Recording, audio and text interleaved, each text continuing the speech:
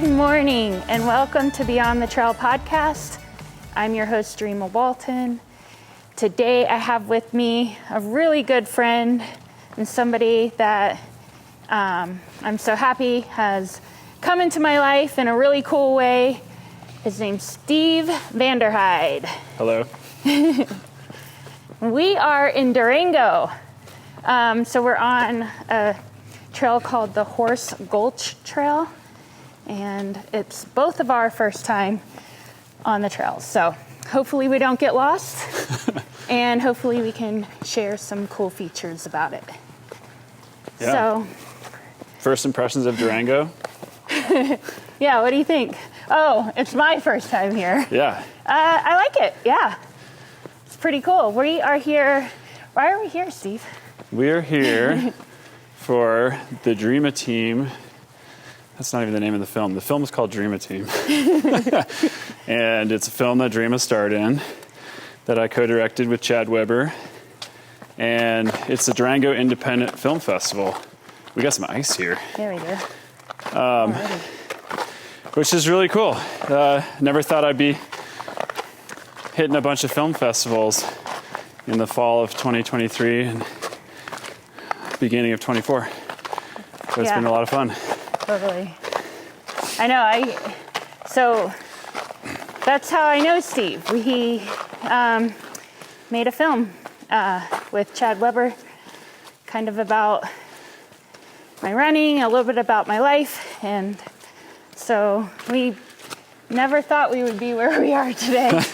I'm sure. Yeah. I didn't. But yeah, we're in Durango for the Film Fest. So, Steve, you're a filmmaker. How long have you been making films? Man. It's hard to answer that question because there's so many terms that people use for like what I do. There's like producer, filmmaker, cinematographer, videographer, which is actually a sort of a somewhat hated term. Yeah, I've learned that. Yeah. By using it accidentally. But everybody uses it. For some reason it's like demeaning. I don't know why, but sure. Like anyone could be a videographer, but yeah, not everyone's a filmmaker, a storyteller. Right. Like a well, I don't want to, no shade to videographers either. That's a legitimate industry. Okay. But like, I've never said no shade before, by the way. That was my first time using Well, you used it well. Thank you. It felt natural. Filmmaking. So, well, I've been doing like video stuff since I was out of college, which was in 2006. Okay. So, man, it's like 18 years, I guess. Yeah. But like, making films has been less time than that. A lot of what I've done is like corporate video stuff too. But I also like I started out working in a church and I made like short Christian films. So they were like 2 to 3 minutes long, and some of them are actually kind of like narrative with actors and stuff. So I have actually done stuff outside of documentaries as well, which is pretty fun, but I prefer documentary stuff, like real people, getting the real stories. Cool. There's a long, convoluted answer to your question. No, that's great. So the church videos that you make, were they to tell a story or to get like... Well, when I worked at the church, we were telling like other people's stories a lot of times, like about faith. Okay. And that would be more documentary style, like interviewing people. And then I went to work for a production company called Igniter Media in Dallas in 2010, and still good friends with them. And we would do a lot more like narrative stuff. And basically they would sell those videos and churches could buy them and play them in their services. Okay. So it kind of, I like to say it made a sermon more interesting. Like for people that are falling asleep during a pastor's sermon, you could have like a little video story to like engage them. So that's what I did there for like 6 years. And then I went out on my own in Awesome. 2016. So you mentioned like making these videos for churches. Does your faith like play a big role in the reasons you chose to do those, or? Yeah, that's a good question, actually. Good morning. Let me think of how to answer that. I think so. I studied broadcasting in Canada, is where I grew up, and by the end of it, I just remember feeling like I want to make videos about God. That was like the one thing that just clicked to me. Really? Yeah. And I don't know, I think I've always had a lot of questions, deep questions, and so there's in some ways, I think some people don't believe in God and might believe in sort of other things like the universe or whatever you want to replace that with. Spiritual. But like this pursuit of deeper questions. So, yeah. Take it all in. It's pretty. It is. Yeah, so faith plays a pretty big role throughout your life. For sure. Yeah. And in some of the stuff I've done for work, and not always, but I feel like that's a theme that always keeps coming back. Yeah. I grew up pretty religious in the first part of my childhood.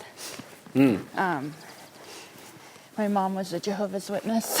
Oh, did you have to go door to door? Uh-huh. You did with her? Uh-huh. Wow. As a child, yeah. What was that like? Not cool. If I must be honest. It's kind of intense. Yeah, so I was having to go to meetings, 3 days a week. Meetings? Yeah, you have to go to like a service? church service. Partly why, not the only reason, but partly why I couldn't play sports. Really? Yeah. I don't know how that would encourage you to want to be in that faith. You know what I mean? Yeah. I do. That's interesting. Yeah. I don't know. Some of the teachings are like really interesting, but I don't know how to say it without being like offensive, but like not really positive. Yeah. Did you so you're door to door, you're what, like 8 years old with your mom? Yeah, not 8, 9, 10. Did you just get yelled at a lot and stuff? Yeah. Man. Yeah. And I think one of like the hardest parts, and now as an adult, like looking back, is that from a really early age, we were taught that the end was going to come at any point in time. So you always had to be ready. Yeah. Which meant you always had to be doing good, right? Like you couldn't be doing anything wrong. And it kind of like taught us not to really have long-term goals. Huh. And because you're living like for like you're this living, could be your last. This could be the last day. The new system could come tomorrow. And the new system. That's what they call it. Yeah. Is that like the new paradise? Heaven? Yeah. Yeah. Okay. Yeah. Huh. That's okay. Well, and on one of your earlier podcasts with Chad, you guys were talking about the downsides of living each day like it's your last. Right. Because people say that like a mantra, like just go full tilt. Right. But like that's a good point. Like you might not really plan for the future. Yeah. I think if you're living each day for your last. Absolutely, yeah. Like I think that is something I've had to really learn and work on. And luckily, I stopped going when I was 11. Gotcha. Like you were allowed to stop? Well, my mom, when she left, Gotcha. I stopped going. Yeah, I get it. So, so I was able to like learn how to set goals, and later, like that kind of came much later. That's impressive that you learned how to do all that more on your own. Yeah. Like, I feel like most of the way I live my life is probably from my parents. Yeah. I've got good parents, but also friends, I guess. I think I picked up a lot of stuff from friends too. Where did you grow up? In Ontario, Canada. Okay. Kitchener, Ontario. Nice. We have the second largest Oktoberfest in the world. Really? Yeah. Cool. It used to be called Berlin. Wait, really? Yeah.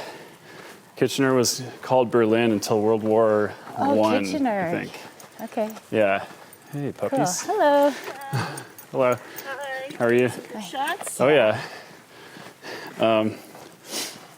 Yeah, it's a very German Really? town. That's cool. We've got some views. But obviously Berlin was like not the greatest name in the Right. 30s and 40s Right, for people, yeah. or the 10s, I guess. And so they changed it to Kitchener. I honestly don't even know what that means, but I remember like being a kid and seeing like drunk people like walking down the street and stuff during Oktoberfest. And there's like beer halls all over the city, and That's funny. I've never been to Munich, but yeah, I assume I it's have. kind of like, but Munich's probably way bigger. But During the fest. yeah. Yeah. Have you been to like Oktoberfest in Munich? Oktoberfest, yeah. Okay, nice. Yeah. Because you lived in Germany, 2 right? times. Yeah. What's it like? Just a crazy drunk fest. Yeah. I mean, the steins, like, it actually bruised my hand from holding it. Because they're so heavy. Because they're so heavy and big. But, like, yeah. I had bruises the next day. Oh man, that's there's actually competitions. I know they have this in Denver, like how long you can hold a stein Right. out. Oh, they do right? that. Yeah. So I So could see they that. do fun things like that during, and lots of music, dancing on tables. Polka. Yeah. Yep. That's fun. It is fun. A great cultural experience. Yeah, I did that a couple times. I didn't really get into it too much then. I think I would enjoy it more now. Yeah. It was fun. So here we are. This used to be like coal mining Oh, area, so we might run into some old mines.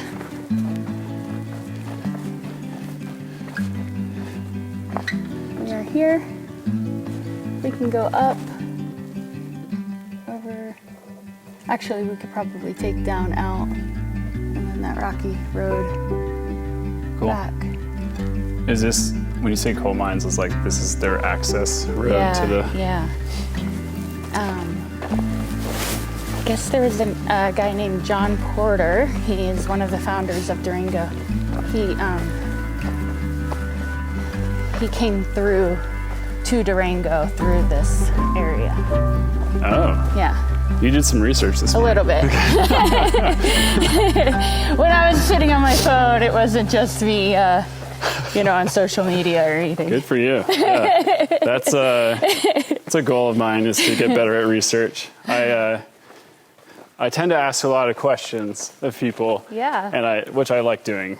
But like I don't always spend time, in the evening just researching it myself. Right. I could probably learn how to learn, is what I'm saying. Well, I feel like just being on the other end where you are asking me questions, you really do a great job. Thanks. The tables have turned. Yeah. Yes. I feel I'm a little bit under scrutiny because I'm asking questions from one of the best. I'm but evaluating and like grading this Yeah. entire podcast. So do you enjoy like that interview process when you're... If it's a topic that I'm connecting on, for sure. I've had I interview people a lot and just in corporate video stuff, and sometimes that can be a bit of a slog because you're like trying to keep the energy up on something that's not that interesting. Sure. But when it's like real life mountain biking, Yeah. Worked on this project about mental health in farming in Colorado, and we interviewed this really bright LPC, like licensed professional counselor, Okay. and she and I talked for like 3.5 hours, Wow. and it was like so interesting. Like Just in the interview. yeah, because like I'm really interested in mental health. Yeah. And it's like one of those things where you get into a flow state, I guess. Not to sound like too typical, but like I used to you write. mean in the process you get into this flow state? Yeah. Yeah. Like when I was less confident and like still learning how to do it, I would write down all my questions, kind of have this piece of paper in front of me. But it's weird because I think when you're interviewing people and you lose eye contact to look at your questions, and then that person starts to remember, oh yeah, I'm in an interview and like they're trying to get these answers from me. Like I really try now to like almost never look at the paper and just stay engaged. Yeah. Because then they forget about the lights and the cameras. And I don't remember you looking at questions when you interviewed me. I think I had them in my lap. Okay. And because I like to have that as a backup. And particularly if you're doing more of a branded thing, they have like certain buzzwords they need to say and stuff.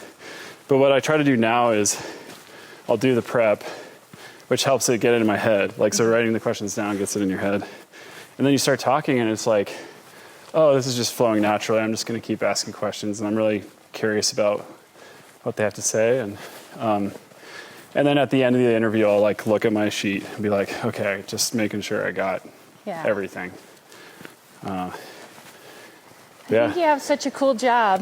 Thanks. Such a cool career that you have built for yourself. I think so too. It's I wonder sometimes what it'd be like to go back to a salary job. Because like Did you ever have one? Yeah, oh yeah. Okay. Like the church and then also that production company. Okay. And a couple small jobs in my teenage years, but because I hear people just talking about day-to-day life in the office, and my gut is like, well, just don't do that. And I'm like, oh yeah, you have to do that. Right. Yeah. You know, like totally. Not everybody can, at least, maybe you have to find the right time in life to make that shift. Yeah. How does it make you feel that you've been able to kind of do what you love? I feel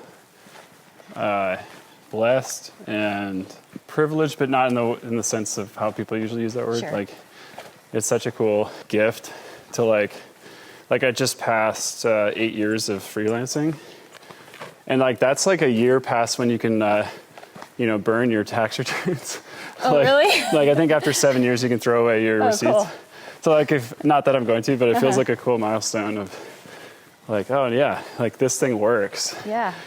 Because the first couple of years, man, it was like super scary. So it just feels encouraging. And I think when I went out freelancing, there's just this idea of like, I wonder what could happen. There's a giant question mark. Yeah. As opposed to just like, this is what I'm doing. Did you have a backup plan? Or? Not really. Okay. But I feel like I've kept good relationships with lots of people where they would probably hire me back or something. Yeah. Or go sleep on someone's couch. Don't burn any bridges. Right.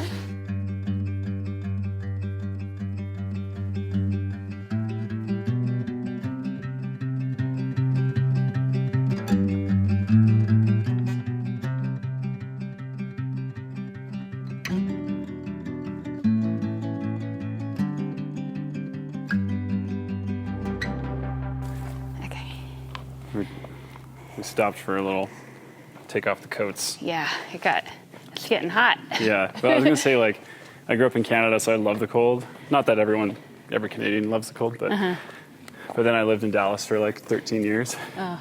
And I sort of started to get used to that feeling of you're on the brink of sweating. Yeah. And there is something kind of nice about just that baking feeling. Yeah. But not when I'm exercising. Right, if I'm exercising, I want it to be like cold.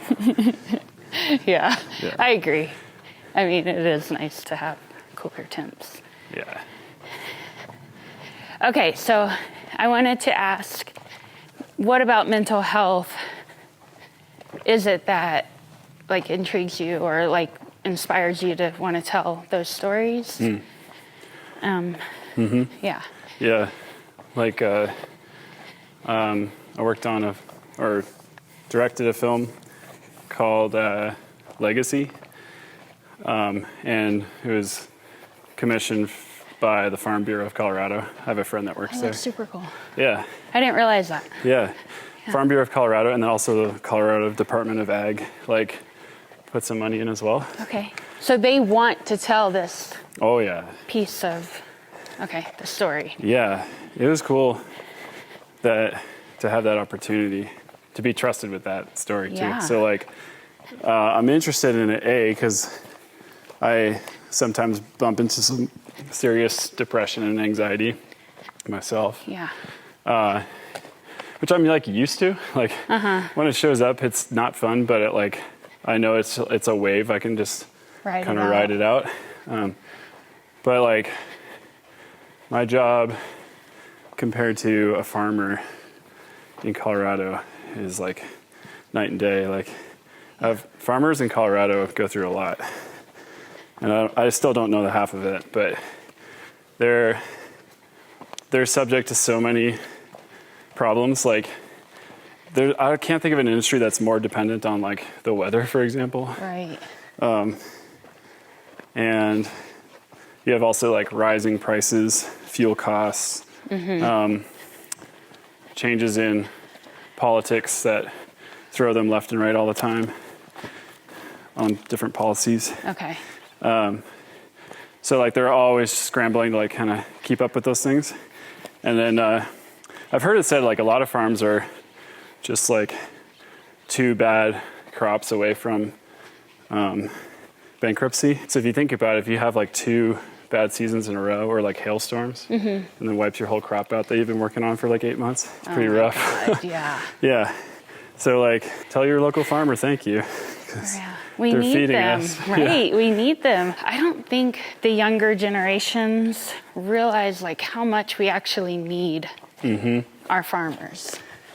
Oh yeah. You know, because we go to grocery stores, Yep. buy our groceries from the grocery store, and we like don't magic. realize like where it actually comes from. Yeah, this magic packet of beef that doesn't look like an animal. Right. Yeah. Yeah, there was some stat, I can't quite remember it, but one of the ranchers we interviewed was like, 50 years ago, everyone, or at least like 1 in 5 people had a connection to a farm, like their uncle or their grandpa or whatever. Yeah. And now it's like 1 in 100 or something. It's way less. So I wonder if that's because it's gone to more large scale farming, but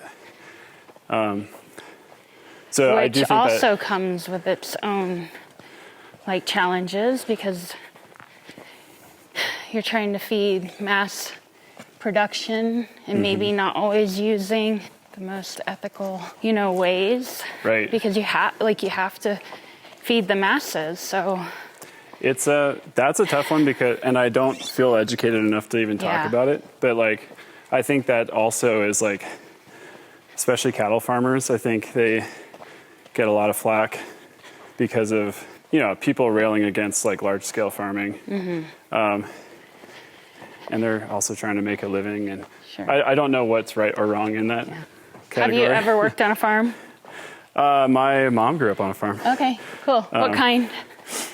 It was corn and hogs. Okay. I actually it's called VG Farms, Van Gilst Farms, which is my mom's nice. maiden name. Yeah, and my cousins still work it. Cool. Yeah. In Canada? No, it's in Iowa. Oh, okay. So my mom grew up in Iowa and my dad grew up in Canada. Is your mom American? Yeah, she's a dual citizen. Okay. But no, I loved it. Yeah. We would go there every summer for a week. And my cousins were a similar age, and we'd ride 4-wheelers around and play hide and seek in the cornfields and stuff. That's cool. I got the whole romantic picture of farming. My very first job when I was 12 years old, after trying babysitting for a few months, my first real job was working on a farm. Oh yeah? Okay. Mr. Perry, and it was a smaller farm compared to some of, What were you doing on the farm? picking watermelon, picking corn. Nice. Eventually, I kind of worked my way up to sell it at markets on the weekend. Okay. But it was hard work. Cantaloupe, watermelon, throwing them. Yeah, you're lifting bowling balls every day. Yeah. That's great. It helped build my muscles, that's for sure.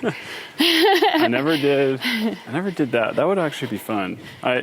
There was a moment there, I think in 2012, where I was like kind of sick of video production, and I was thinking about like calling my uncle and be like, can I just like work on your farm?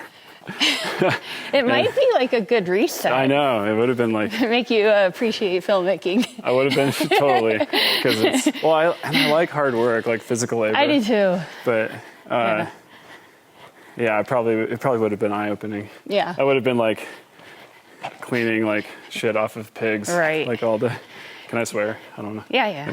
Okay. My grandpa had pigs too, and God, they stunk Man. bad. Yeah, they're kind of gross They are. animals. Like they squeal and honk and like make all this noise. And they will eat anything. Yeah, Yeah. they're impressive. They're smart. Yeah, they'll survive. They'll out-survive anybody but the cockroach probably. Yeah. But no, I did other physical labor growing up though. I did framing houses. Oh, that's hard. It was fun. Really? Yeah, I loved it. Like that was a cool job. It may be one of the most satisfying jobs I've ever had. Really? Yeah. So could you build your own home if you wanted to? That would be a huge stretch. But like Could you build an add-on if you wanted to? again, probably a big stretch. Okay. I was like the lowest guy on the totem Sure. pole. I was like 16. But I could like nail walls together and Nice. cut wood. Okay. But it was so satisfying because like, you know, you're throwing lumber around all day and working super hard for 10 hours and then you see a house go up in like 2 days. Yeah. So like a 2-story house. Wow. And it's so satisfying That's to see impressive. Yeah. that. Yeah. I was like super tanned. I slept better than I've ever slept. It's like sometimes I think, oh man, maybe I should just be doing that. So I feel like you've lived a pretty interesting life so far. I know you're not quite 40 yet. You're going to have a birthday soon, which will put you at 38? 39. 39, okay. I'm at 38 right now. Okay. Yeah, I feel like you've done some pretty cool stuff. One of the things that I think we share is like our love for travel. I agree. Where is like some of the coolest places you've been to? There's a lot for different reasons, but one that always comes up is Iceland. Okay. I changed jobs in 2010 and then went to Iceland for 12 days by myself. All alone. I Yeah. love that. It was totally like, let's see, I was like 24, like a moody 24-year-old with a camera, going to the moodiest place on earth. Cool. And Like a form of therapy. totally, yeah. And I just like took photos of beautiful landscapes and Did you rent a bus or a van and no, I hitchhiked. the whole island or the whole? Most of Country. it. Well, most of the trip I hitchhiked, and I only did like the south part of the island Wow. because like I ran out of time. But everything I paid for kind of sucked, and everything I did for free was amazing. So I paid for this. Like I did a bus tour called I think it's called the Golden Circle. You see all these cool. It was cool, but like you see all these waterfalls, and like there's a place where you can see the tectonic plates where they like. Are shifting? Are split. No, there's like one plate and then the other plate, and you can like see this kind of crack. Oh, I think I've seen that. It almost looks like Lord of the Rings or something. Yeah. Well, the whole island kind of does. Okay. But that was like cool. But you're on a tour bus with a bunch of people. I'm like, man, I just want to get out and experience. So I left the tour early and just like stood on the side of the road with my thumb in the air. They let you do that, or like? Like leave the tour. Yeah. Early. Yeah. I was like, I'm done. It's hilarious. And I was terrified. I've never done that before. But then like this car of 3 girls my age picked me up. Really? Yeah, and we went Lucky to, you. I know. I was like, Oh darn. this is better than I expected. And we went to this like, I didn't know about it, but there's this like free hot spring outside of this farm right on the edge of this mountain. And we all like went to this hot spring. Went swimming. Cool. Yeah, it was sweet. That's awesome. Then they dropped me off at some like, I found like a little hostel? hostel thing. Yeah. Cool. But also what was cool about that trip is there, if you remember in 2010, there was this huge volcano erupting and it like upset all the air traffic in Europe. Yeah, I do remember that. I was in Germany. Yeah. Yeah. So it was called, I'll see if I can pronounce it. It's called like Ep3. Okay. And it was just like dumping ash everywhere. So on the south part of the island, everything looked like a lunar landscape because it was all gray. Oh. Like covered in gray ash. Oh, wow. Which was like, it sounds gross, but it was cool. really cool looking, yeah. And yeah, what else? Oh, like even I rented this like trip to go see the volcano. Mm-hmm. And we were in this like, it was almost like a limo, like overlander vehicle. Like the tires are like this tall, like big fluffy tires, but it was like an stretch adventure limo. Yeah, like a total like a Hummer? Basically. Okay. It was this super badass vehicle. We're all going up there, and then I paid a fair amount of money for it. I think like $200. And then we got all the way up there, and it was just cloudy, and I couldn't see anything. Oh, yeah. And then like 3 days later, I hitchhiked to another part of the base of that mountain and saw the like ash plume coming out. Cool. So it was another lesson in like Don't pay. free stuff. Don't pay for fun. Yeah. Just go out and do it on your own. Yeah. Yeah, at least on that trip, that's how it panned out. Cool. So it was pretty sweet. I haven't been to Iceland, but definitely on my list. Highly recommend. Yeah. I'd like to go back too. I did do like speaking of solo, when I lived in Korea, when I was in the Air Force, I took 2 weeks and went to Thailand. Oh, cool. And I just, I mean, I spent a lot of time in Phuket, but all up and down that coast. I went to Phi Phi Island. Phi Phi Island. Yeah, it's PHI. It had actually been, it was still sort of like under repair and rebuilding process after the tsunami. Oh, yeah. That like washed right through it, because the shape of that island is there are two mountains, and then in between is where everyone like lives and works. The touristy stuff are all in the low, flat, in between the two, like, between the two hills. Wow. And so the tsunami just washed right through. Yeah. Washed everything Yeah. out into the water. So. Wait, were you there like shortly after the tsunami? Yeah. Like what? Like year? it was still rebuilding. Like 06 Okay, or something? let me think. You're gonna make me think hard. 2005, Yeah. because it was right after. Right after. And I left Korea in 2007. So you saw it like as a tourist? And Yeah. then like, Yeah. were they still doing climbs up these mountains and stuff? I don't recall that. I just took like a boat out, and there was still like tape up where like you couldn't go in that area. Yeah. They were still like rebuilding some of the shacks and the stores. I have a similar tsunami story. Really? Yeah. I went to Indonesia in 2006 Okay. to Aceh province. And Okay. that for the same thing. Like, well, I was there for like a month doing like tsunami relief work Okay. for the same tsunami. And I say relief work, basically it was me and my buddy Dave, and we were driving around in the back of a pickup truck with a bunch of Indonesian guys, like delivering lumber to laborers, because they were all rebuilding their homes. Oh, wow. And I'm smiling because it was like such a great time with those guys, Oh, I bet. but it was also like, you could still see the remaining effects a year and a half later from Yeah. what had happened. Yeah. Like, it was so brutal. Like, Totally. there was they had these huge palm trees, like bigger than any I've ever seen in my life. Probably 50 feet high. Wow, yeah. And those palm trees would be up on like a short little 20-foot cliff. And the tops of the palm trees have been ripped off from the wave. Wow. So like Wow. 70 feet, like, That's I think. insane. Yeah, that's what they were telling us anyway. You know what I love about palm trees, and I feel like we can all take this away most of the time? They just bend with the wind. Oh yeah. And like, is that a metaphor? yeah, it is. Like we should all just go with the flow.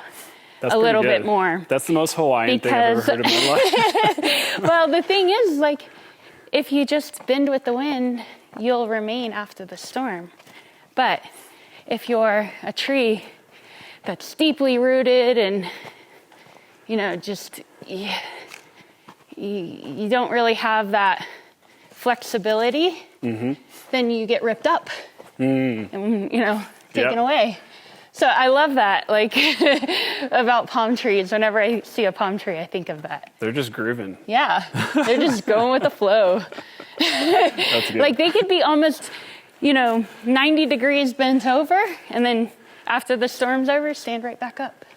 That's good. There's this whole other side of me that's like, with you being in the military, in the U.S. military, it would be almost the opposite, right? Like, You think, like, being very... Like if there's stern, any pushback, we are the strongest tree, you know? Yeah, that's just to not make me. interesting conversation. Oh, we're taking the hard route. Okay. Not really. Ben's way out. Or Ben's... Yeah. I don't have my glasses on. Yeah, you got it. Ben's way out. So we're just headed up. That way to get a little change of scenery. Yeah.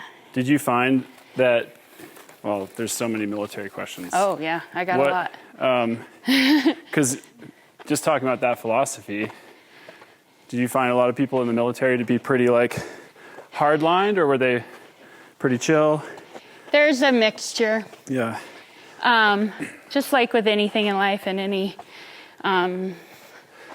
subsect or category of people, that you have some that are more open-minded, maybe others that are kind of set in their ways. I think it curls. Oh, okay. Yeah. Oops, sorry.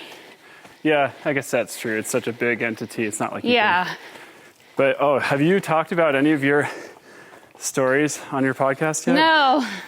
Can you share I haven't. Sure. one crazy Iraq story? Yeah, do you have one in particular that you're... I think, like, Saddam's palace is pretty fascinating. Yeah, that one is. So,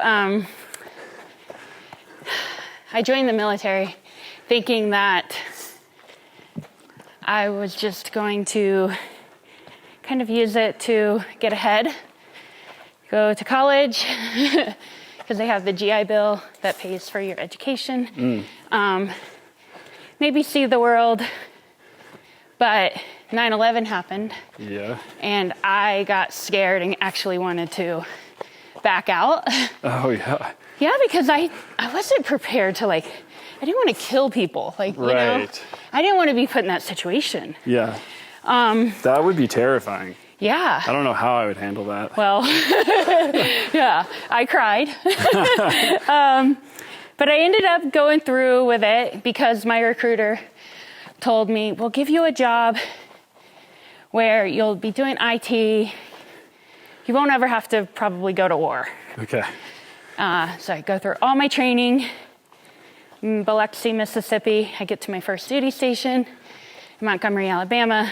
And like 3 months later, they tell me I'm deploying to Iraq. I cried again. I cried again. The gut drop that you would feel from and I was deploying alone. I wasn't going with a unit, so I was going all by myself. And that was also... Wait, what? Yeah. Like, you were getting on a plane Yeah. to Iraq, and there was no other... There was one other that I didn't know, another airman that I didn't know. Whoa. That must have been strange. Yeah. How many flights is it to Iraq? Let's see. Wars in Iraq. I know. I went from Montgomery, Alabama to, I think Washington. I think it was Dulles. Okay. I got on a military aircraft and took a military, like a C-130. Really? All the way from Washington? Mm-hmm. To Qatar. Okay. And then I stayed like maybe 12 hours in Qatar. And then got on another aircraft, another C-130 to Baghdad. Yeah. Gotcha. Kind of surprised they didn't Very, like, just on United Airlines to Germany or something. Oh, yeah, I did go to Germany. That's right. I'm sorry. No, that's okay. I did go to Germany. Stuttgart. God, Okay. it was like so long ago, and also lots of travel. And Oh, yeah. so I get to Baghdad, and they didn't really know what to do with me because I was like one single airman. They're like not expecting you. They like, weren't really expecting me, and they're like, "We'll find a spot for you." So they assigned me to the green zone. That sounds good. Yeah, to the Coalition Provisional I'd rather the Authority. green zone than the red zone. Yeah, for sure. Although I went out in the red zone all the time. Ugh. Look at this pretty view. Starting to see the view of Yeah. those peaks over there too. This is nice. Yeah, I like it. Yeah, so I don't know. I mean, this isn't a podcast about me, but I got assigned to Coalition Provisional Authority, worked in the Governance and Human Rights Office, and ended up being assigned to inventory Uday Hussein's, which was one of Saddam's sons, his personal belongings. Crazy. And we blew up his palace, okay? Like literally? Yeah, like we blew it up. Oh man. So I inventoried everything that was salvageable. Which... Like, were you in the rubble digging through? No. The Army or Marines, I can't remember which one, they had done that work. Okay. They brought it into the palace. So I was actually in the palace in like a locked room that only I and a few other people had a key to. Did you sleep overnight in the palace? Yeah. You did? Yeah. Especially in the beginning. That's wild. Yeah. Oh, Man. this is cool. This is cool. Yeah, like the first, let's see, maybe month-ish, I slept in the palace. Crazy. That must have been surreal. Yeah, it was. What kind of stuff did he have that you had to inventory? Wow. There was some more lighthearted stuff, which he collected pipes, smoking pipes. Oh. Canes, because there had been an attempted assassination on him by his own people years prior, and he walked with a limp. Oh. So he had a lot of canes. Some of them were weapons. One was a gun. A few were like swords that you like pull the sheath down. Oh, like and it James became, Bond style. yeah, Man, yeah, that's so crazy. yeah. Is he alive today? No. Was he killed in that hole? No, he was killed I think in that attack. Okay. I can't remember if Kusei was also killed during that time. I think they were killed together. Wow. Yeah. It's just like stuff like that makes me think I'm not even living in the real world. You know what I mean? Like I know. people, things must have felt pretty visceral while you were there. Yeah. You think about it, like today, I'm staring at a screen like half the day Yeah. in this sort of virtual reality a little bit. But like to be boots on the ground in a war, Yeah. mad respect to people. That can do that. It was insane. I mean, I look back and like that time in history and what like a crazy and crucial role, I mean, it played Yeah. in world history in It a way. really did. Yeah. You know? Regardless of your opinion on it. Right. Yeah. Yeah, I mean, I had no choice. So Yeah. it was like, I had to be there. Let's just make the best of it. Right. That's crazy. Yeah. This is cool. This is super cool. Really neat ridge out there. Yeah. Yeah, I like this. We got off that flat section.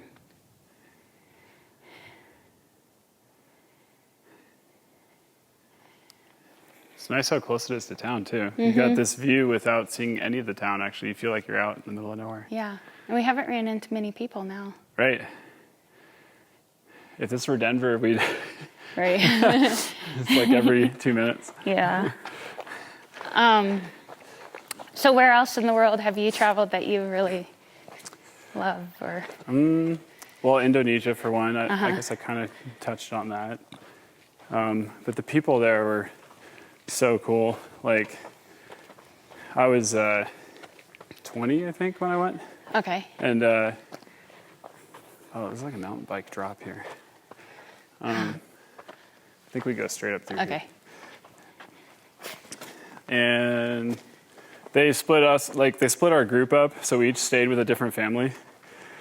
And, Was this part of like a church? yeah, it was like or a missionary? kind of, yeah. mission? It was the denomination I grew up in. They had a world relief kind of organization. Okay. And they do a lot of really good work around the world. And so I signed up with my friend. And they put us in separate homes to live with. And I was actually staying in like a temporary shelter that had been put up right after the tsunami. But like I don't know if he was the chief of the village, but he had some prowess. It was now like his home until his home got built. So like picture like a wooden structure, but it's still a tent, like burlap on the outside. So they had just finished building his new home, but they gave me the whole new home for me to stay in, and they all stayed in the tent while I was there for a month. Yeah.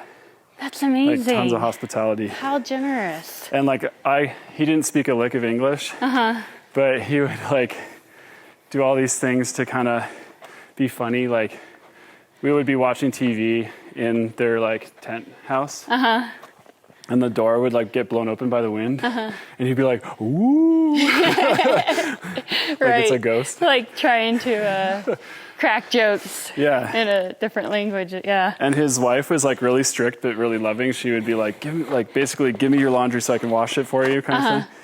Like all with hand motions. And there was one time where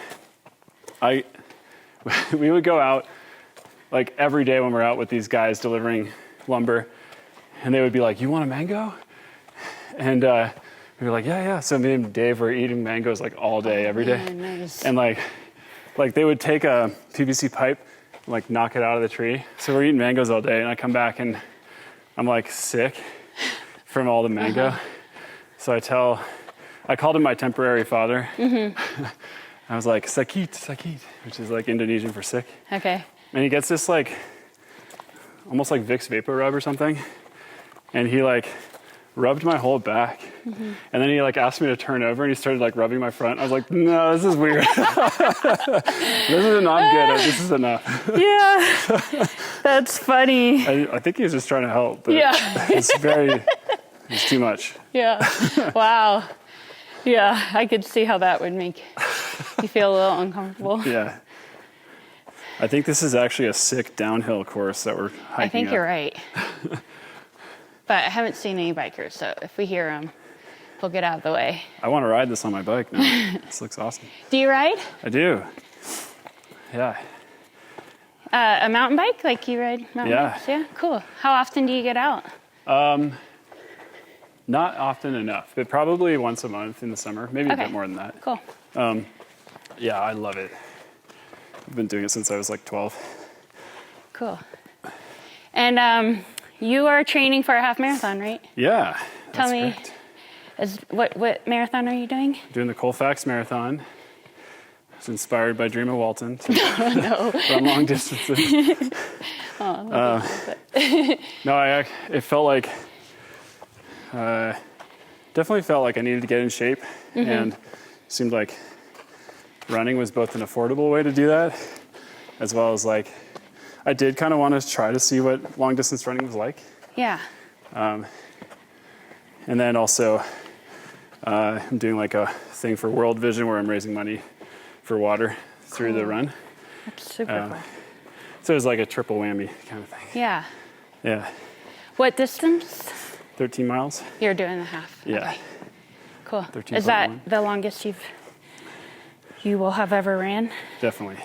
Cool. Right now I'm slightly behind. I think I'm at about 5. But I can totally you do have 5. so much time. Yeah. I mean, you have enough time. That's right. I need a little bit of pressure. A little bit. It's like 2 months away, Yeah. I think. Yeah. Let's see, March, April, May, 2.5 months. But yeah, it's running's cool. Like, I feel like every running community I've run into, the people are awesome. Yeah, that's good. Even filming Dream a Team, I was like at the side of the trail with the camera. And these people they've run like 30 miles already, and they're like, thank you. Like, saying thank you to me. Like, I'm not doing it. They probably thought you were like filming for Western States in order to like give the footage back. Oh, okay. Is my guess. But yeah. They wanted the... Great. It's a great community. I love it. Yeah, it seems like since it's more of a solo sport, I guess it's more supportive, maybe. Yeah, I think so. And also just because we're all kind of starting at the same start line. Right. Working our way to the finish together. Yeah. I'm checking out this mountain bike line. This is actually really cool. If you're in Durango with your mountain bike, check this out. So cool. It's like a little drop in there. Oh yeah. It's pretty gnarly. I would crash. There's the roll down part there. I would totally crash. Oh my God. I would be getting off my bike and walking it down. Well, it's sketchy because you launch there, land on that tiny little rock, and then you have that huge bump right after. Can you do that? Like jumps? Probably. Wow. This one I would be a little nervous about, I think. I would probably take that way.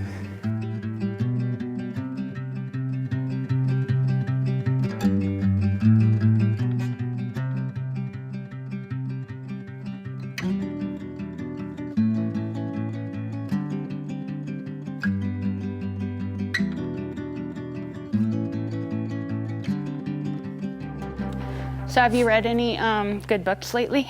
Yeah, I'm reading a book about the Tragically Hip, which maybe none of your viewers know who that is. It's a band. Okay.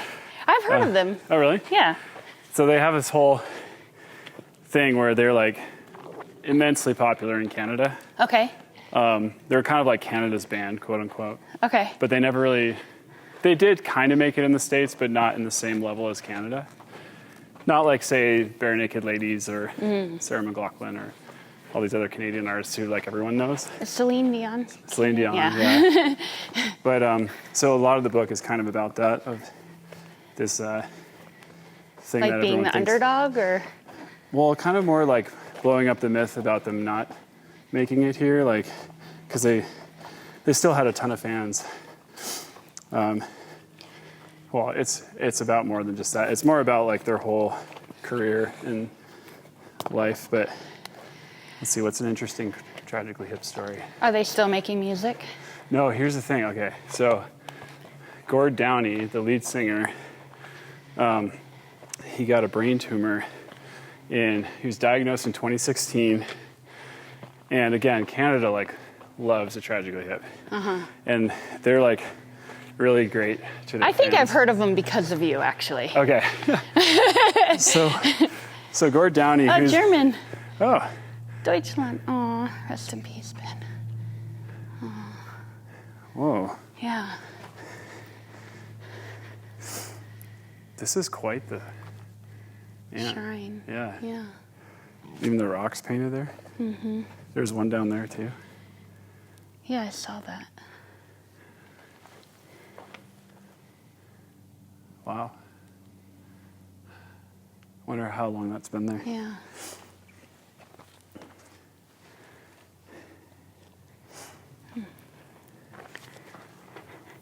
So the Tragically Hip, tell me this story. Yeah, so he was diagnosed with a brain tumor in 2016. So right away they put together this Canada-wide tour. And obviously it's a farewell tour because it's basically terminal.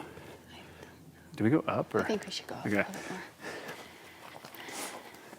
So instead of like, you know, nursing his wounds, so to speak, that's not the right term, but you know what I mean. Like they put together the biggest like tour they've ever done across Canada and hit like every city. And then they end it in Kingston, which is like their hometown. I think they played like 3 shows in Toronto and all this crazy stuff. And like, yeah, like they just did like a 3-hour set in every city, thanking like the whole country. And then in 2017, Gord died. But like you watch those live performances, and I've never like seen a frontman go like so hard, like Really? just going all out, like so much passion. And like, if you've never watched Gord Downey before, he's kind of weird. Like that's what makes him a good frontman, is he'll just do odd things, like dance with the microphone stand, or he'll have this handkerchief that he like turns into a little bird and like makes it do things, and Okay. throws it in the air and makes it land on his face. He's just like a weirdo, but he's such a character. And so I just like, I don't know, I'm almost like proud of them Yeah. as a Canadian for like doing the difficult and amazing thing of going on the road when you probably feel like crap and like Sure. saying thank you to everybody. Yeah, It's pretty amazing. that is amazing. And they I think, like a good way to end it all. totally. And like they never sought out another guy to lead the band. It's like, okay, now the band's just over. We're done. There's a lot of, in the book, they talk about their character a lot. Like they would be over for an interview at someone's house or something, and then when the interview's over, they'd pick up the dishes and bring it to the kitchen and wash the dishes. I like, love that. They're just Yeah. like kind of like Normal. normal people. Yeah. Yeah. I So love that. it's making me love them more. Cool. The memorial that we had seen earlier on our hike belonged to that of pro cyclist Benjamin Sonntag, who was originally from Germany but lived in Durango, Colorado. He went to Fort Lewis College and raced in mountain bike and gravel bike races. He was loved by the community and died at the age of 39 when he was struck by a truck on one of his training rides. This is also why the connector trail that we were on was named Ben's Down and Out, in honor of the pro cyclist. In July of 2020, the trail had been renamed in honor of Ben, who would have turned 40 in July of 2020.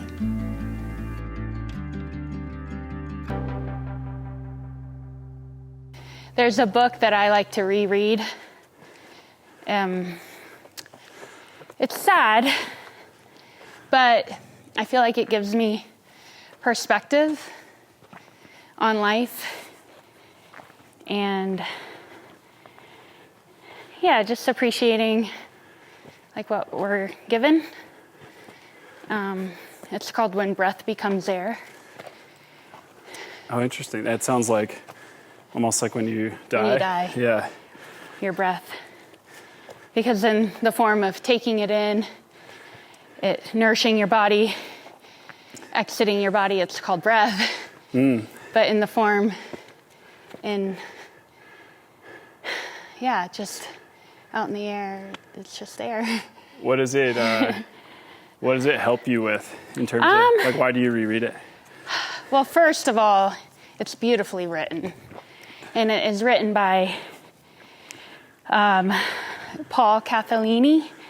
And he was a little bit of everything, but he was a surgeon at the point where he gets this terminal illness and then is writing kind of the story of his life and the process of coming to terms with the end. Wow.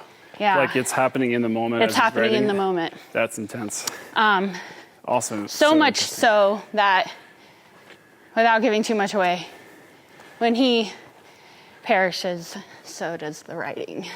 Oh my It goodness. has to be. It Yeah. just, like, does it feel abrupt? I mean, not so much. I think he was prepared for the end. But yeah, it's beautiful. You know, and he was a surgeon, but really loved writing. That was his first love. And so he combined that passion to create the last story of his life, basically. I'd like to read that. Yeah.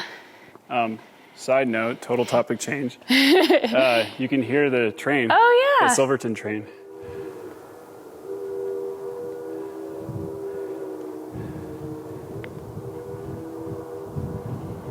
So if you're ever in Durango, not that I'm a tour guide, but you can take a So train. where does the train actually go? Is it up Which way's north?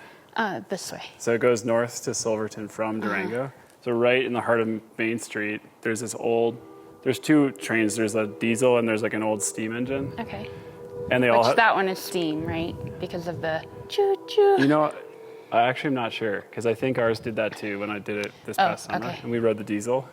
But they have these old train cars that are, I don't know how old they are, probably 70 years old. I don't know. Oh, wow. And they have a little like food car that you can get like drinks on.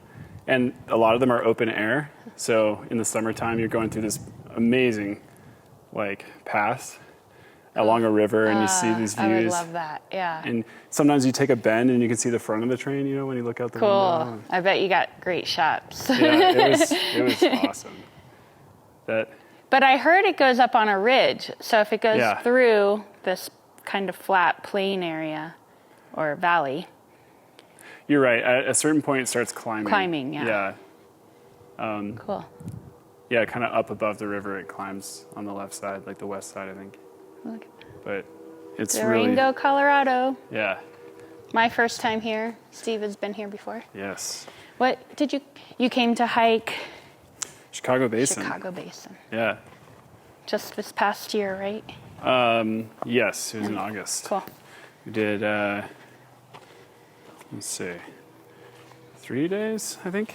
Took the train up, hiked in 6 miles from, they just like dump you off halfway Cool. on the train. All these like, you know, dirty like backpackers. Yeah. And then you go up 6 miles. You camp in the basin. There's 3 14ers around the basin. Do you remember which ones? Yeah, there's Sunlight, Wyndham, and Eolus. Okay. Eolus. And they're all really fun and slightly technical if you're not used to 14ers. Yeah. Well, Sunlight's interesting. It's pretty straightforward until the very end. And then at the very, very, very top, they have something called the leap of faith that you have to do.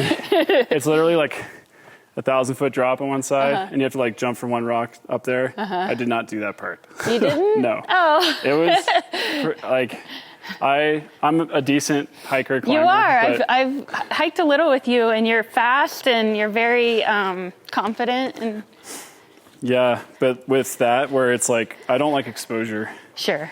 And exposure is like where, I don't know if I have to explain it, but Well, it's I like mean, where you have a yeah. like huge, just out below you like fall. Yeah. And it is high exposure. It's crazy.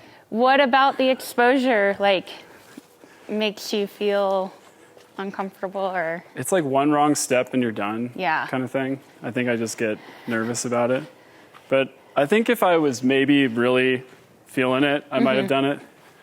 But I think with that kind of thing, you got to feel like, all right, like chill and confident. And in the moment, I didn't, so I didn't do it. Gotcha. Yeah. But it's literally like another 10 feet up. Like you're Oh, summited and there's like 10 my feet up. gosh. But I'm really bad about this. I would have gone. Like, I would have like Just to taken finish. the leap of faith and got to the top. you should check out YouTube videos of it because it is pretty gnarly. And you know how it is, like a GoPro doesn't do it justice. Of course. It's yeah. so much scarier in real life. Yeah. But that one's cool. Wyndham is pretty fun. It's a little more straightforward.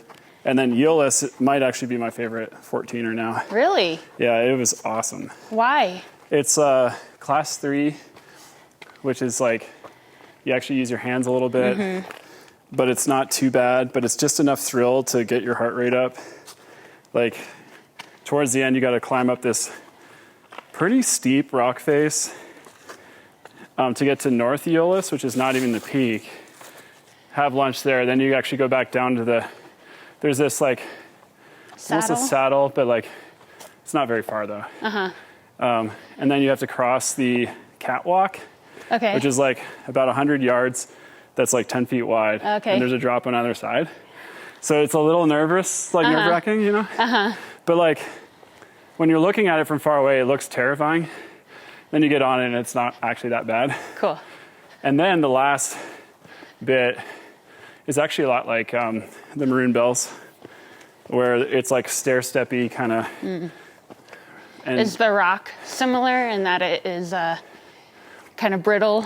Yes, a little bit. It's not quite as bad, but you end up on all these ledges, and you have to figure out how to get to the top, so it's a bit of a puzzle. Gotcha. Because you can get cliffed out on all the ledges. Oh, yeah. But so that was really fun. Yeah, I just had like 3 or 4 little moves to it, and it's really beautiful. So if you're into 14ers, heck yeah, that's my promo right. for like Eolus. It was really cool. So I think we're at like the high point here.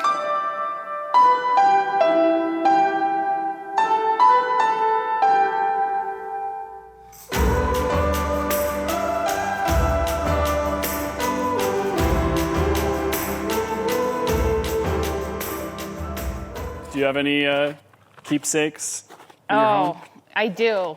A sword from Hussein's palace? No, I don't have that. Yeah, I have a petrified stone that my dad had found for my mom, and it was something that was left behind when she left, and so I just kind of kept all of her stuff. Oh, wow. And so I've had that for a long time. I have a little box that has letters from like my best friend Jennifer when I was a child. I have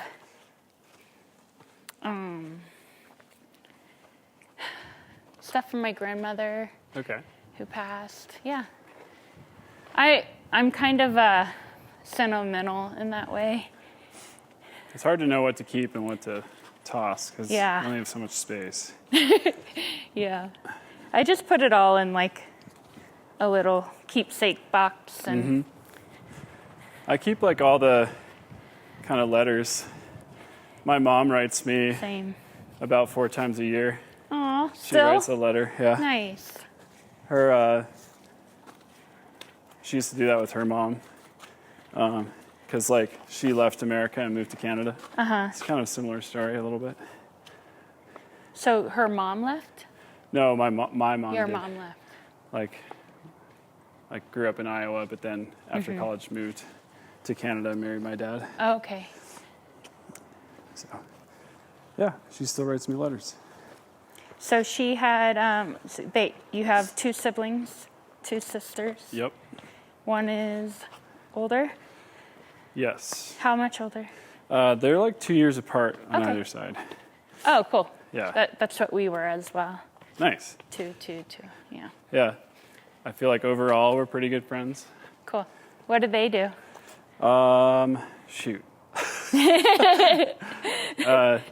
Well, both of them are in social work. Okay. Although they've kind of like moved away from that because it can be kind of exhausting. So a little bit more administrative stuff right now. So you're the only one who went into filmmaking or to the arts? Yep. Was that something that you kind of recognized as a child that you wanted to do, or? Honestly, from the longest time, I wanted to be an architect.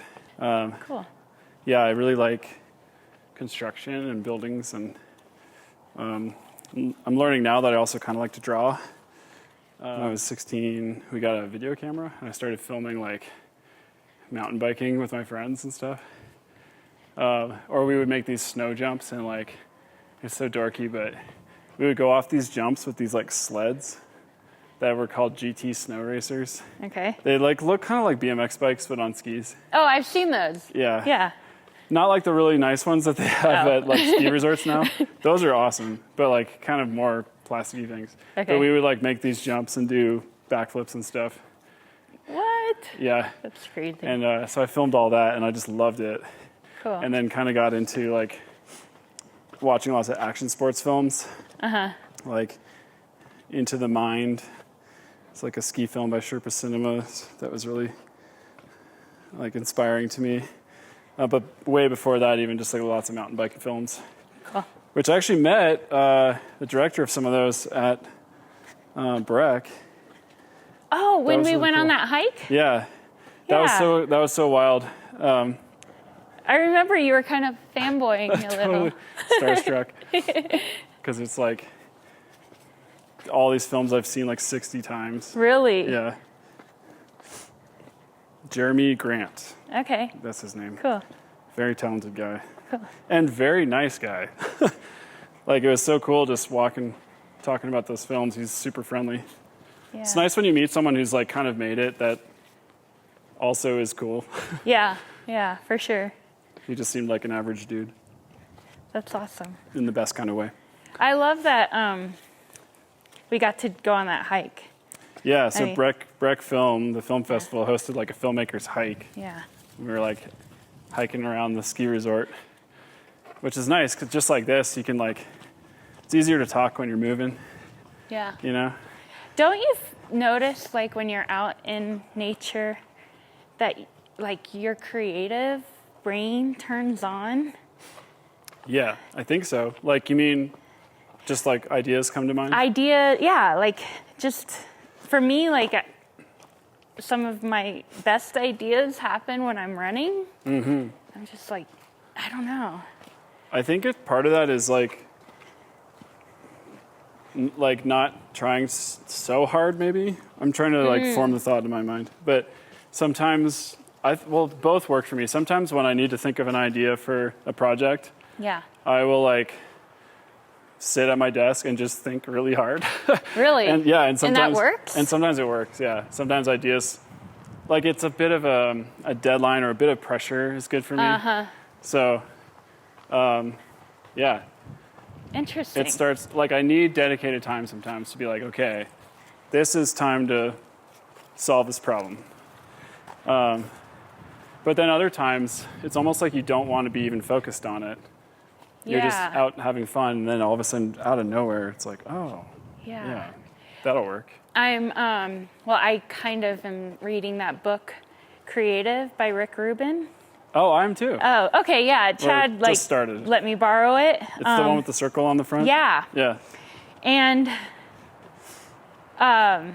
in that book, he talks about how an idea, something that is supposed to be created, will be created.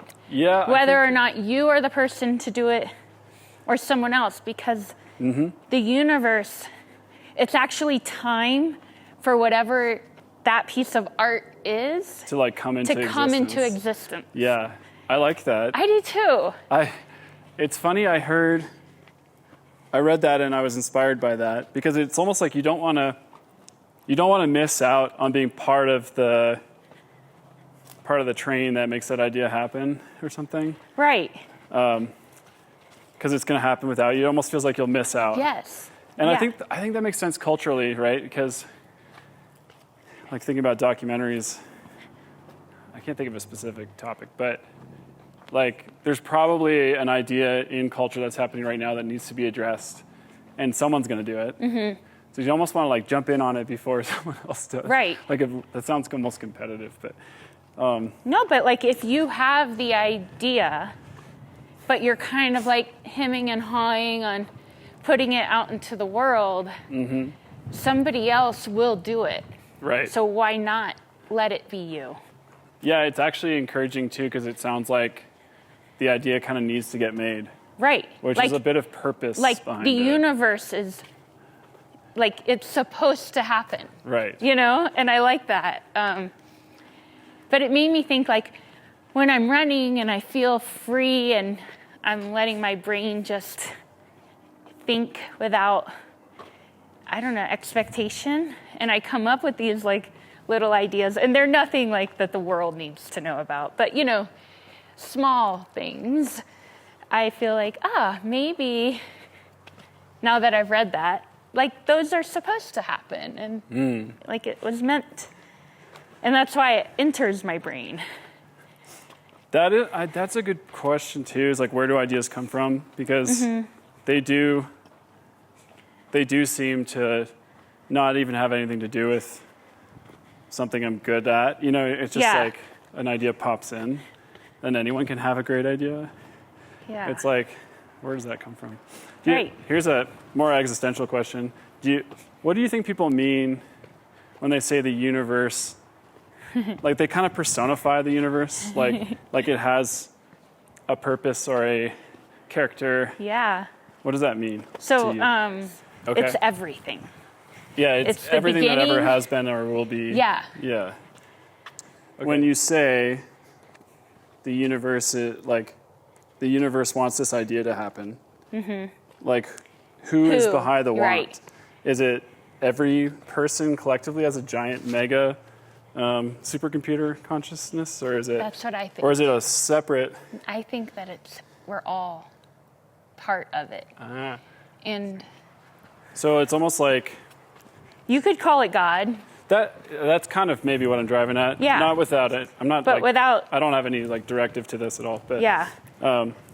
I wonder sometimes, like as a Christian, I wonder if people swap out the word universe because God is such a like traumatic word for people, Or like I feel like God it's narrow maybe. kind of is this one entity, whereas a collective consciousness and If like everyone in the world or a lot of people in the world are starting to desire a new flavor of pie, like let's say it's juniper pie, okay.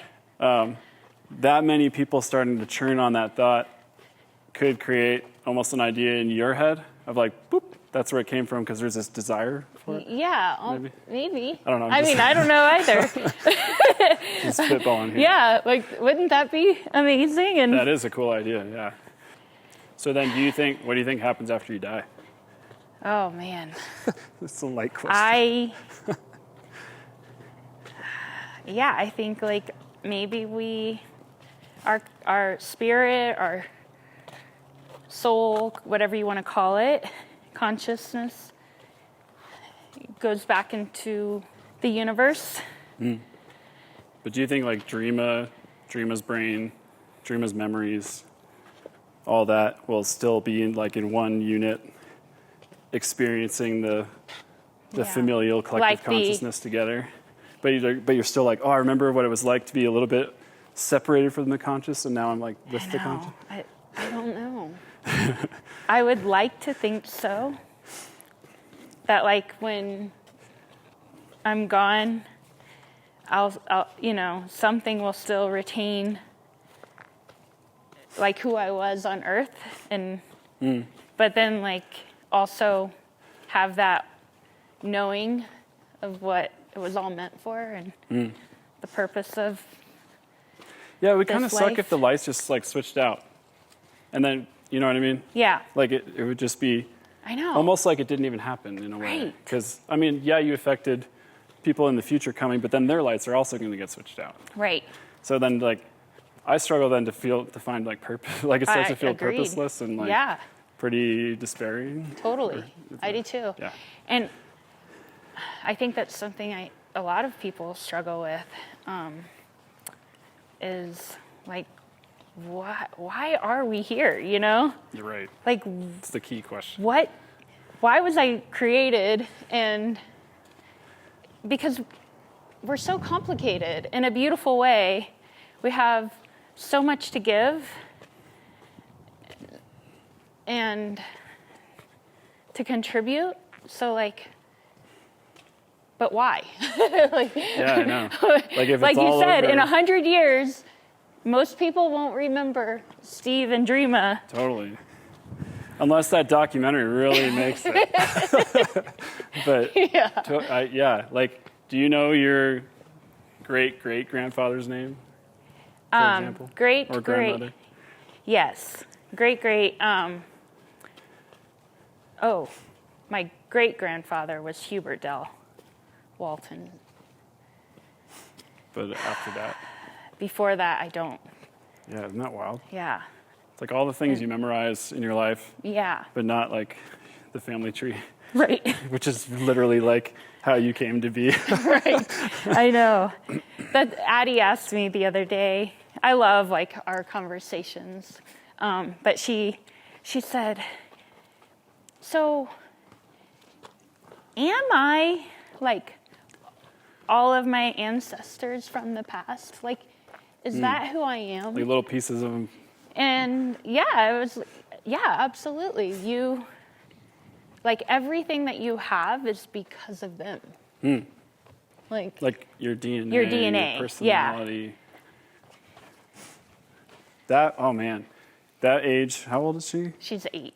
Yeah, like there must be so many life, Yeah. and also ridiculous, like light, easy, fun questions sure. too, but No, she's definitely a heavy thinker. She's a sensitive and old soul.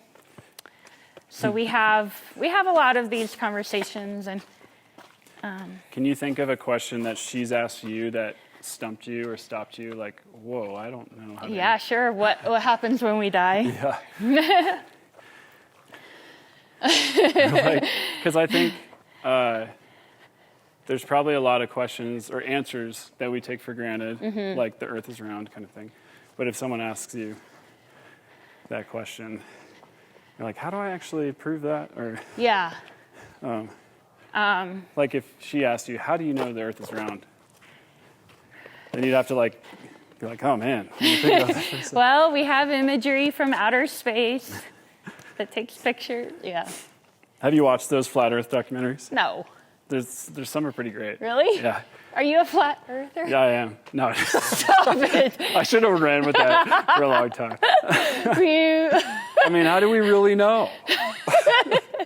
Oh my God! I thought I was about to Those airplanes are have all to cut off chemtrails.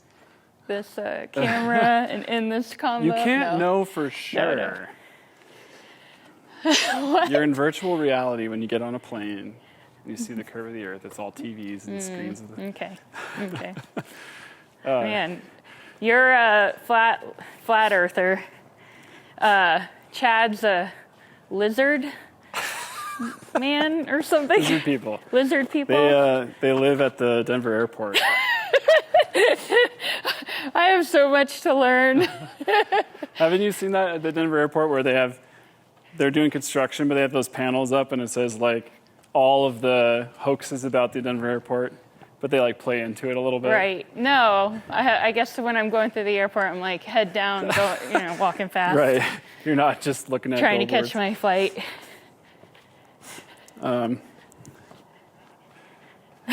No, I watched a flat earth documentary the other day. I forget what it was called, but one guy was trying to do this test where like he put 3 posts in the ground with a hole in it and like was going to shine a laser through it, and each post was exactly the same length to like prove that there was no curvature. But at the end, he found it like it didn't work basically because there was curvature. Oh, really? Yeah. Huh. But it's like, it actually was kind of a cool doc because it didn't just make fun of people. It was like interviewing people legitimately for who they are. Sure.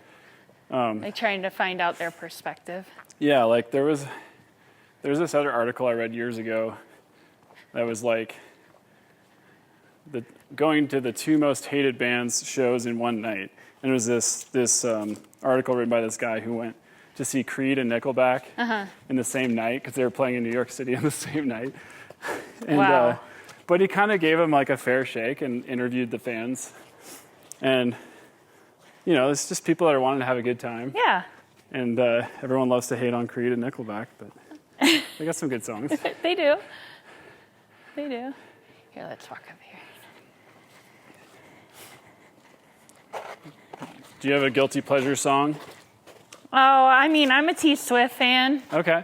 So, yeah, I like to jam out to her. And I feel like I liked her before it was cool. Nice. Like, I like all her country songs and, yeah, but I love music. Yeah. I love all kinds. But I really love music that,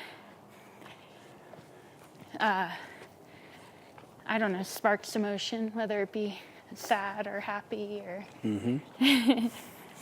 tells a both. story. Right. Yeah. What are some of your favorite bands? Guilty pleasures or just bands in general? Sure, bands in general. I always struggle with this question for some reason. Oh man, here's another gnarly trail. Yeah. Look at that. Let's see. Well, the Tragically Hip, for one. Okay. We already talked about. I really liked Our Lady Peace growing up. Who? Our Lady Peace, they're a Canadian alt-rock band. Okay. I like a lot of rock. There was this cool side project by Justin Vernon of Bon Iver. Oh, yeah. It's called Big Red Machine. Oh, right, yeah. But you know, he also, like, they have a relationship with Taylor Swift, too. Oh, really? Yeah. Did she sing on one of those? She does. Yeah. They sing a song together. Right. Yeah. It's escaping me at the moment, but they have a duet, yeah. Yeah, that project is really cool. Cool. Sun Lux, I like sometimes. They're kind of electronic. Okay.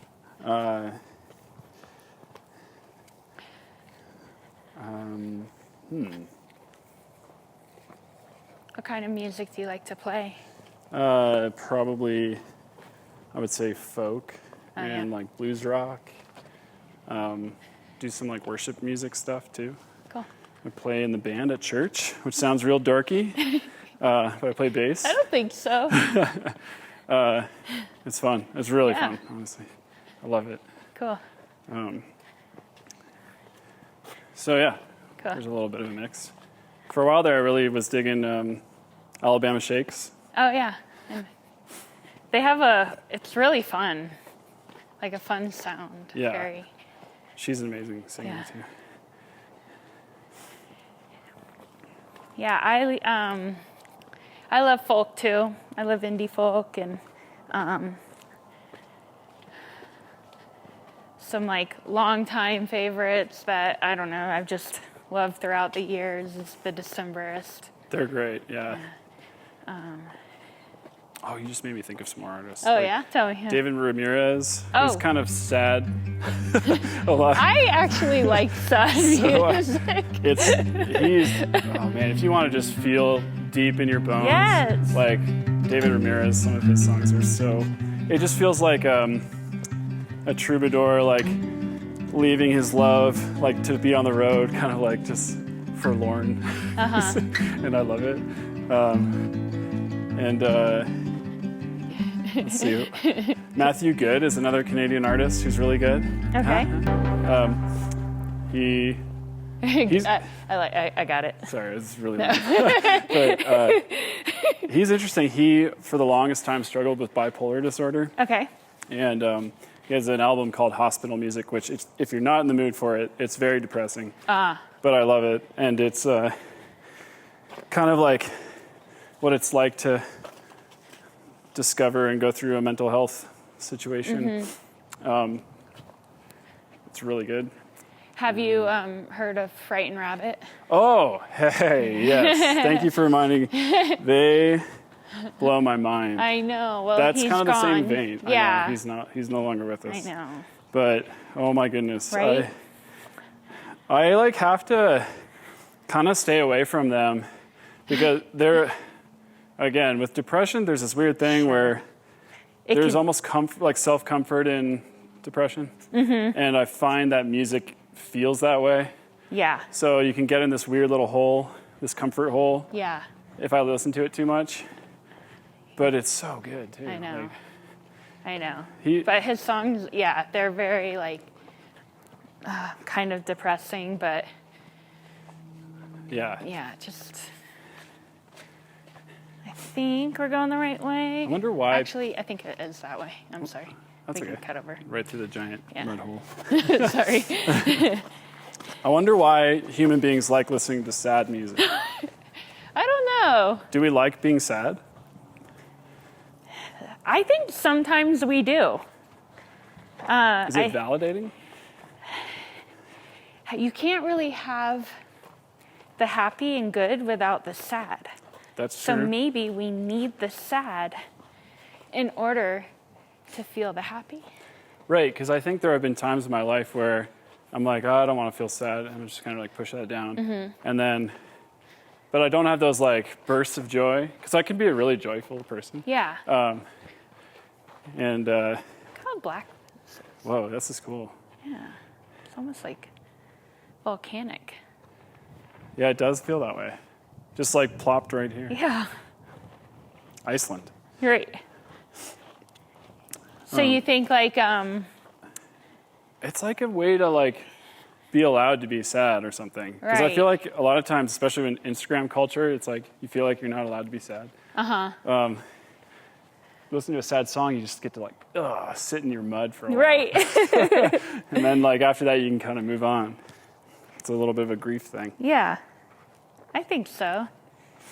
And maybe it like corresponds with a situation you're having in life or like you're going through. Mm-hmm. I definitely have music that I feel has helped me through certain times in my life. I remember when my little sister passed and I was grieving. And I felt like I was grieving alone because I was in the Air Force and moving. I was like, within 2 months after her passing, I moved to man. Korea. And That's brutal. I felt so alone. Yeah. But I remember listening to Rascal Flatts Huh. because she liked them.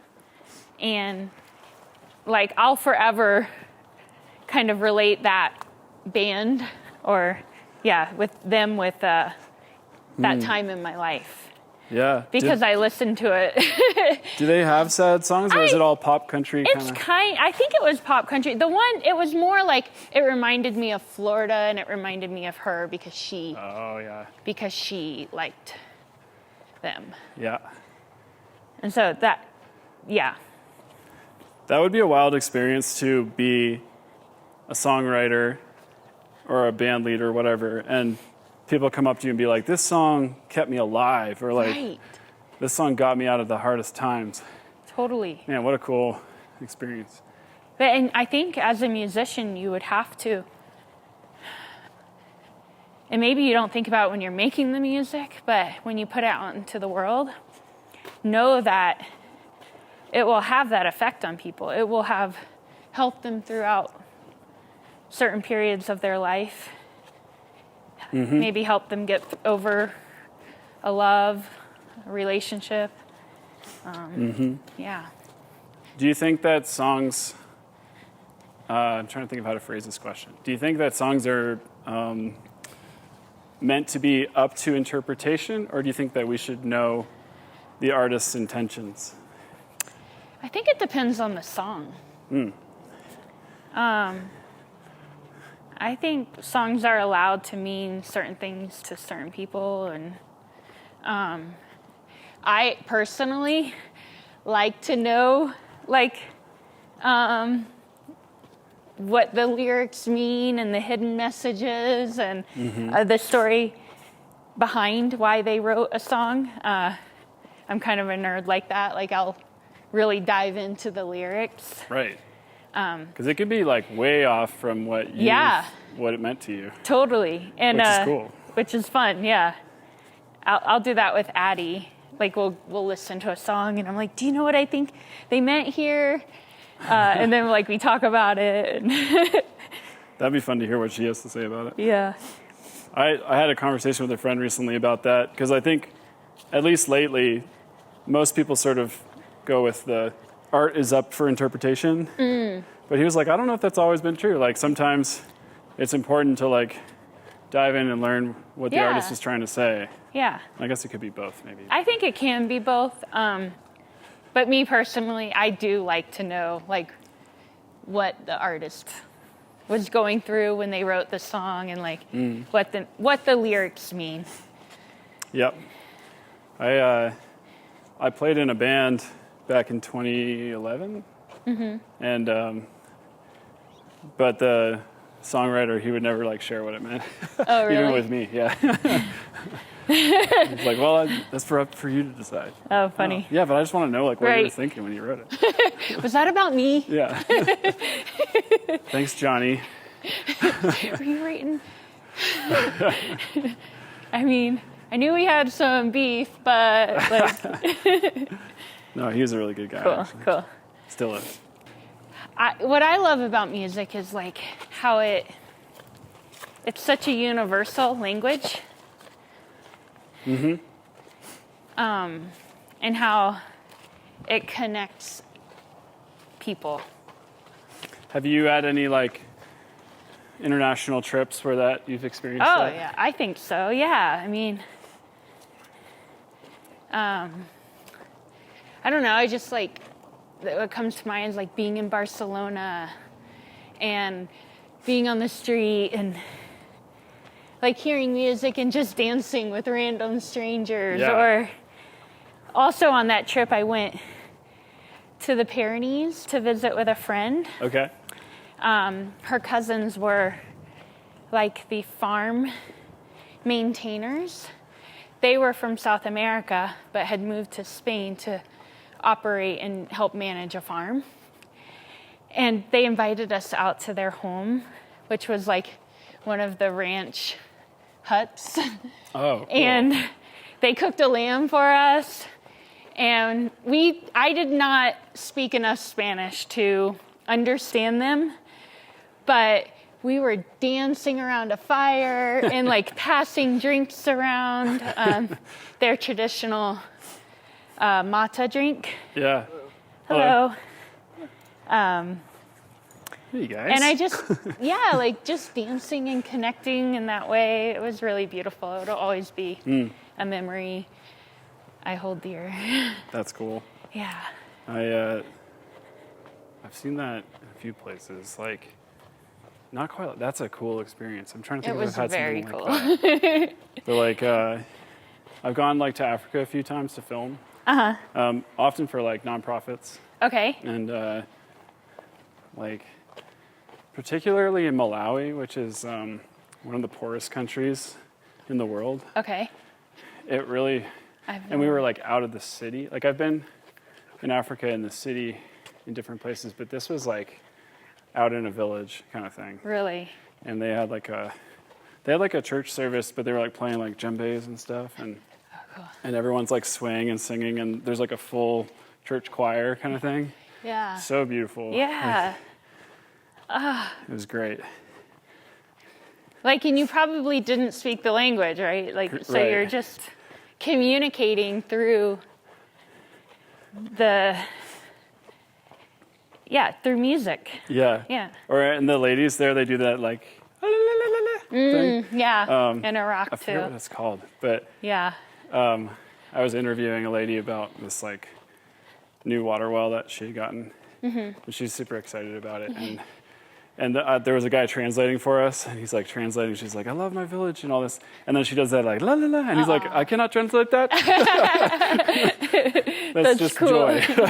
That's just joy. Yeah. Aw. That's really wonderful. So what project was that you were on? That one, the water one, was when I worked for the church. Okay. We sponsored a bunch of water wells being built in Uganda. Cool. In the like Gulch region, I think. And that was a weird trip because the whole trip was 6 days long, including travel. Oh, gosh. So we were basically on the ground for 3 days and then came back. Oh, I bet you were tired. It was kind of nuts. Yeah. But like, it was kind of... What was your role? I was filming. Oh, okay. but there was some elders from the church there that are all kind of like CEOs of companies and stuff. So they all, I think it just was a matter of how much time everybody had. Wow. But it's funny seeing just like some white 55-year-old American dude like dancing with like a bunch of African people. I love that. It was awesome. Yeah. I did do that also in Iraq. I went to Soleimania, which is in the Kurdistan region. And it's a little bit more,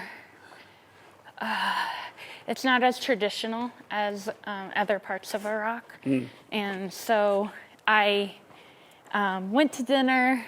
We went to dinner, the group that I was with, at this restaurant. And at the restaurant, they just got up and started dancing. Oh, cool. Traditional Kurdistan dances where you link arms and you kind of get in a circle. And I had no idea what I was doing, but yeah, linked arms and just started dancing. And There's something about that, and I'm not a huge dancer or anything. I'm not either. But like, actually kind of connecting it to the like listening to sad music thing. I think on the flip side of that, sometimes what you need is to like get out of that hole, Yeah. and sometimes you need somebody to like bring you out. Yeah. So like dancing is probably, again, not that it's my passion, but like it might be a great way because you're like with other people, and it's one of those things where you can't help but smile even if you Right. don't like dancing. It's Right. like so almost Joyous. like ridiculous. Yeah. I think like Western culture could learn from that. Yeah. We're very stoic. Like you go some other country and everyone's just like you go to Africa and like the kids are just, you walk up to them and they're just like a little 2-year-old is like, like That's so dancing cool. and like got like really good moves. Right. I know. It's awesome. I love that. I agree. Like they're There's less self-conscious about it. Right. There's something about dancing, if you can let your guard down, that is really, really fun Yeah. and brings a lot of like joy. Yeah. Totally. I'll do it at weddings from time to time. With or without alcohol. That's true. Yes. That's when you know, like, I don't know. That's when you know, like, that you can really, like, feel free as, like, do these things that feel uncomfortable without, like, a crutch of, you know, alcohol. Not saying alcohol's bad, but It does kind of help it does definitely. take down the barriers a bit sure. in your mind. But it's what I'm trying to say is there's something empowering about being able to do all of that without having to take down the barrier. Yep. Like forcing yourself and like your full self without any like inhibitor. Yeah. I remember in high school, we were all very goofy and did lots of hilarious, fun things. And then like alcohol kind of just showed up when we were 16 or so. Yeah. And it was like, I remember thinking like, we don't really need this. Like we're having fun as we are, Right. you know? But I mean, I did it too. Yeah. So did I. Like I mean, no judgment. For And sure, I for sure. love beer. But, and I actually do love wine. I just haven't drank in a while. oh But, yeah. Are you doing a dry March? Yeah, well, you know, I kind of did a dry 2 years. Wow. Yeah, and then about I don't know, maybe 3 or 4 months ago, I had a little bit of wine. And it was good. I missed it. I was like, oh, it tastes so good. It really does. Or like a good cocktail. Yeah, like I did like margaritas, or do like margaritas. I just haven't drank them in a while. I don't know. I feel like I do all of this like good stuff for my body that I don't want to take away from any of that with alcohol. Yeah, because you know it is a Yeah, I wonder toxin too, that you're putting sometimes. into your body, but Yes. a little bit in moderation, I think, is fine. Right, they say wine is good for your heart. They say that. How much? I don't know. I don't know. Maybe. How good. What parts are good and what are bad? Like, Right. but I wonder sometimes too if there's even a mental switch for people, and less about even the alcohol going to your brain, but like the minute someone opens a beer, there's like a happy switch, a little. Yeah. I know there is for me. Yeah. No, there's definitely like I was always just a social drinker. Like I liked drinking with my friends, you know. Yeah. Do you think that alcoholism is a disease or a habit that someone can kill? It depends on the person, maybe. Yeah. It was definitely, like, my grandfather was an alcoholic. And did, you know, like, I witnessed it as a child, and I know that it runs in my family, alcoholism. Yeah. I think addiction, period, runs in my family. Me personally, I've just been able to stop anything that I want on a dime, That's a which I blessing. really, Yeah. I'm kind of proud of, based off of my family history. Right, that's like, oh, thank goodness. Yeah. But I think it's just part of like who I am. Like when I set my mind to something, you know. I've heard it's like a controversial thing in like addiction circles, Oh, really? because like some people, maybe it's not so maybe more people believe it's a disease. I couldn't tell you a stance because I've never experienced it, but Yeah. almost like someone who, like an addict, would take a substance and they literally, like, once they do, there's no control. All Right. control is gone. Right. I definitely believe that. Yeah. I think some people see the label of disease as like almost an excuse or something.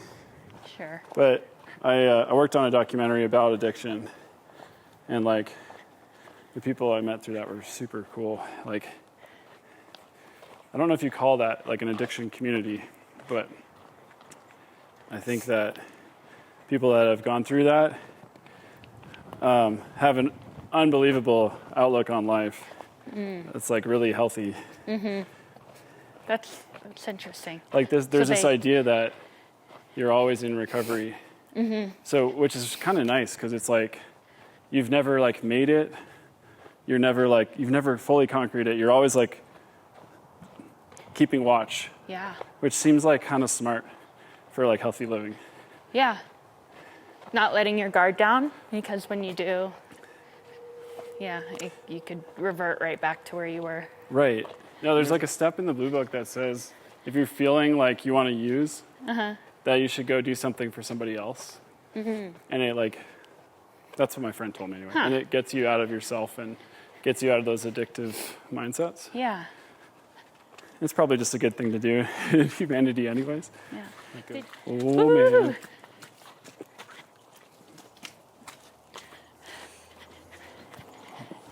Have you ever done like a mud run?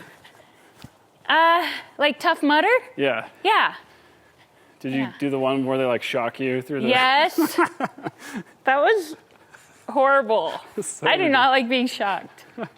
Have you? No, I kind of want to. It looks fun. You should do it. Not the shocking I part. mean, I think they dialed it back, actually, the shocking. Oh, really? Yeah. Yeah, I was like, why are we getting shocked? We're going to fire bullets over your head. It was fun, though. They have these obstacles where you have to get really low in the mud, and there's like concertina wire above you, or like fencing. So you, obviously. Oh, shoot. And we're done. Now I'm learning that I need to add a third battery if I'm going on a long hike. I thought that would be enough to have two, but evidently not. Okay. This is a bad idea. We just finished our hike in Durango. Actually, we're about to finish. Our car's right over there. But I have a challenge for you, Steve. What? All right, we are going to start right here. I'll make a line. Oh, no. Stand behind the line. This is our start line. And we are going to run to that pole. Do you see those two poles? Not the gate, but the pole. Yeah. Oh, yeah. Okay. All right. This is where, like, somebody gets hurt. We're gonna see who can get tighten there that. the fastest. Tighten Steve's he's taller. Like, he's much taller than I am. So go. Ah! I can't let him beat me.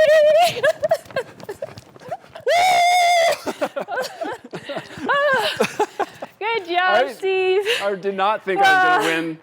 Nice against work. the ultra runner. Okay. That was a good challenge.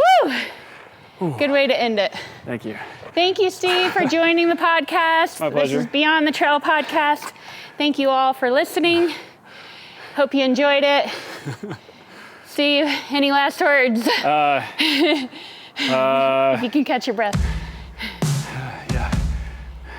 It's a good podcast.